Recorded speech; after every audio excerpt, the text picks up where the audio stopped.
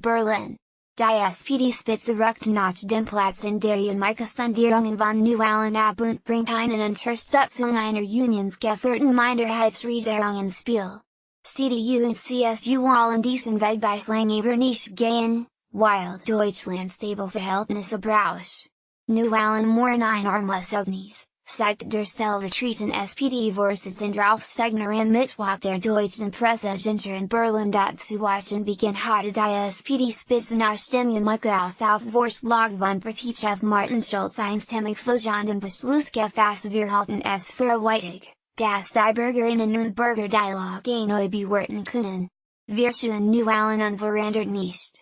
In diesem Donnerstag wird Schulz zum Gespräch beim Bundespräsidenten Frank-Walter Steinmeier erwartet. Am Dienstag verkürzt Schulz dem französischen Präsidenten Emmanuel Macron seine Unterstützung für dessen Vorschlag zur Erneuerung Europas.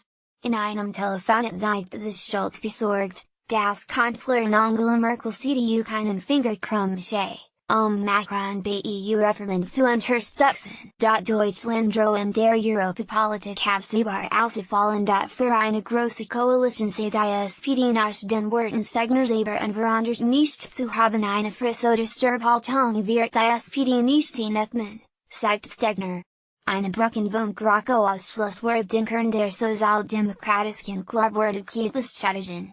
Der Nordrhein-Westfälische Parteichef Michael Grossig sagt der deutschen Pressecenter Frau Merkel ist mit ihrem Jamaika-Traumschiff geändert und sie muss nun sagen, wie es weitergehen soll. Die SPD hatte vor 8 Wochen im Abend der Bundestagswahl nach dem Absturz auf ihr schlechtes Nachkriegsergebnis entschieden, in die Opposition zu gehen. SPD-Vice-Vorsitzende behält eine Minderheitsregierung für denkbar. Das ist eine Frage, die in Gesprächen nicht erörtert werden muss, sagt der SPD-Landesvorsitzende im ZDF. Eine Auflage der großen Koalition den Partei der Zeit ab. Wir wollen keine austerischen Verhältnisse. Dort hatten die ständigen schwarz-roten Bündnisse zu einer Stärkung der politischen Ränder geführt.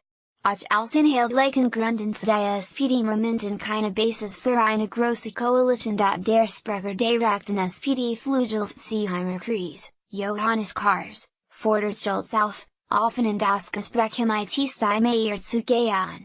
Nach dem Aus von Jamaika haben wir eine neue Situation, sagt Kars in der Passauer Neuen Presse.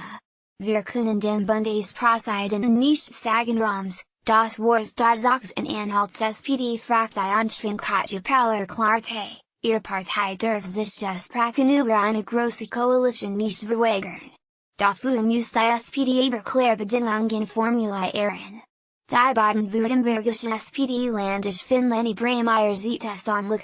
Ich habe es für wahrscheinlich gehalten, dass das klappen wird mit Jamaika.